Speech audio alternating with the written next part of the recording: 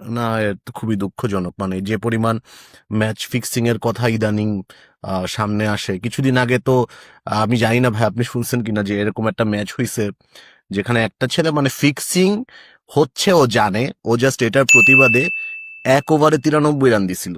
এই খবর নিউজটা শুনছেন কিনা আমি জানি না, না। আমি শুনছি সে অবশ্যই, এক এবং ওভারে ওই 93 ছেলেটাকে দিছে। ওই ছেলেটাকে মানে অনেক বছর খেলতেও দেয় না, ওর ক্যারিয়ার কিন্তু শেষ করে দিয়েছে ছেলেটা। ক্যারিয়ার শেষ করে তো দিছে। তো এটাই হচ্ছে কথা, ও প্রতিবাদ করছে অথচ ওর ক্যারিয়ারটা শেষ করে দিয়েছে। সেই হচ্ছে অবস্থা, ভালো কিছু তখন কেউ করতেই পারতো না।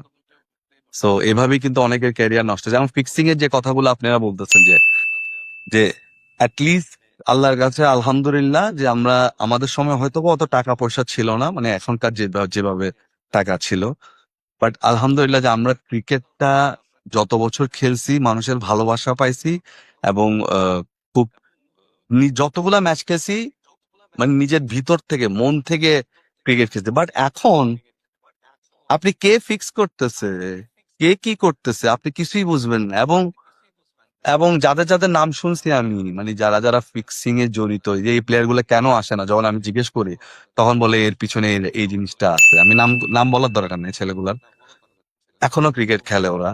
এরা বলতেছে এরা এরা এরা এরা এরা ফিক্সিং করে। আমি জাস্ট থান্ডার্ড হয়ে গেছি যে এ কি অবস্থা। তাহলে এতগুলা প্লেয়ার যদি ফিক্সিং করে, তাহলে তাহলে ওই জায়গাটা আছে খেলতেছে কি কে? তাহলে? তাহলে ক্রিকেট খেলতেছে খেলাটা কে কি? তাইলে? এ- সেটাই।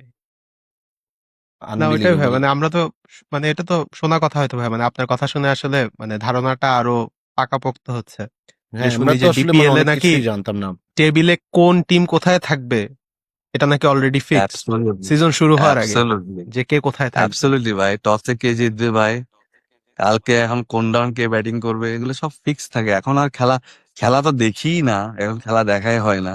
সো বাট কি খেলা দেখবো, ফেক খেলা দেখে তো লাভ নাই। খেলার প্রতি ইন্টারেস্ট একদমই চলে গেছে। সো এগুলো যখন ঠিক হবে, আমি জানি না আদৌ কি আর ঠিক হওয়া সম্ভব কিনা। তো এগুলো যদি ঠিক হয় তখন হয়তো বা গিয়ে আবার খেলাটা দেখবো আর কি।